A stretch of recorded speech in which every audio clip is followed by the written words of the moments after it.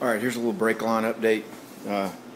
You saw of our mock-ups that we made and took these over to the place that bends them all up, and you can see they matched them up, mirrored them up to the mock-ups. You know, they fit really well overall. There's a couple here and there of the ones I've tried. I've just tried a couple so far that I had to tweak just a little bit to get them to screw into the fitting, you know, without forcing it, just so they screw in, you know, clean and not in a bind. So that's what we'll be working on, and we'll be getting these on the car and then moving on to bleeding the brakes, something that I'm sure will be quite fun. Alright, we'll be back later on and show you more as we make progress. There's Matt under there. You know, I'm really proud of this kid because he's got some pretty good skills, and one of the things he's done here is he's managed to take about a 2-hour project here, seam sealing, and stretch it across 3 days. And not just anybody can do that. And you notice there's a little smile coming out down there because he knows he's busted. But not just any kid can do that. It takes some real special talent to you know, take a project like that and drag it out that long. So he's finishing up hopefully the seam sealing, and we'll put our brake lines in up there. But you can see we got all these ran, and we still got some labels and stuff on there we got to take off. But I think it turned out pretty good. And instead of going under the frame rail, you know, you remember we decided to go out there, and you can see the grommets and lines come out there. One drops down to the driver's side brake, and the other one routes its way around. And we got some protection here. We got, you know, a rubber vacuum hose with some black tape wrapped around it. A little bit on the redneck side, but you know, not too bad. And brake line runs behind the core support, and got some clamps holding it in place there. And there's one of the unions, and probably should have put that union somewhere on the outside where it couldn't be seen, but it is what it is. And then this one comes and drops down into there. A lot of people suggested why not run it behind this cross member back here, but what it is the power rack. You see these, see the bolt, there's one on the other side. It goes all the way through the cross member. The cross member is a 2x4 basically, so it's 4 inches wide. And there's a huge lock nut on the back of it. And so between that lock nut and the oil pan is literally about 1/4 inch. The brake line's 3/16, so it's just too much to try to squeeze back there. So as soon as Matt gets out of the way, we'll finish running some lines and bleed the brakes. And you know, sometimes we when I think of, you know, what kind of tools we want to get, you know, we think about Snap-on, things like that, but then I also think a lot about Ron Popeil and a lot of the good stuff he's made over the years, and so we kind of went that route this time. A little bit of a glare going there. So we went ahead and got the Bleed-O-Matic. Yep.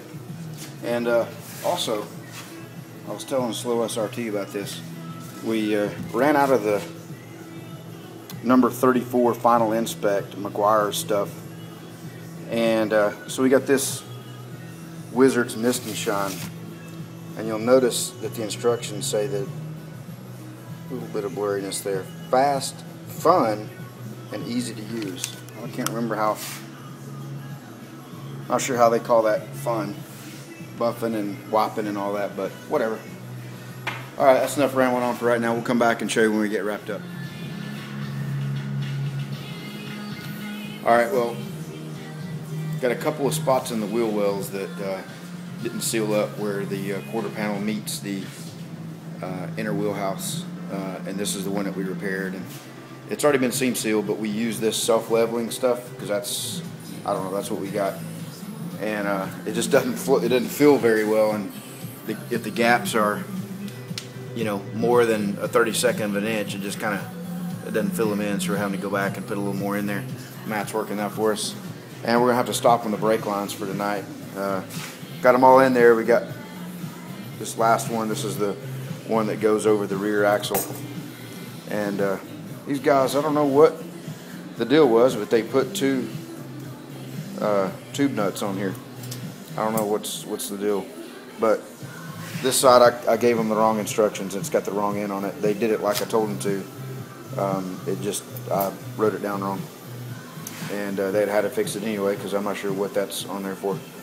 I mean, we probably could have rigged up some kind of bracket and a nut, you know, and just kept that on there and made a support out of it or something, but we'll have to have them redo it anyway.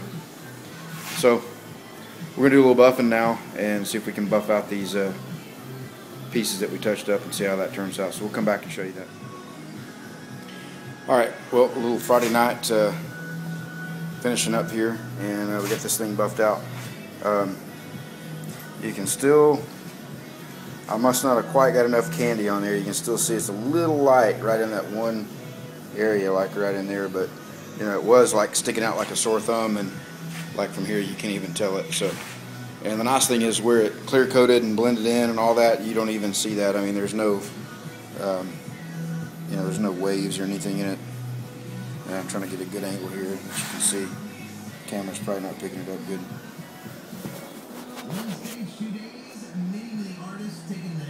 So over here, there must be like a high spot on this edge or something. I started buffing it back out, and it started breaking back through again. So it must be like buckled up, and you know, I was buffing it with the buffer going off, so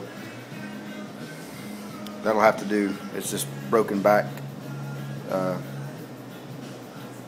mean, it feels like clear right there, so I don't know. Maybe it just didn't. Maybe I just didn't get it covered good with the base. I'd really over-reduced the base, so could be that. But honestly, it's gonna have to stay. You can see like 2 feet away, you don't even see it. You get in real close, 6 inches away, and you can see it. And in here, the dash looks okay.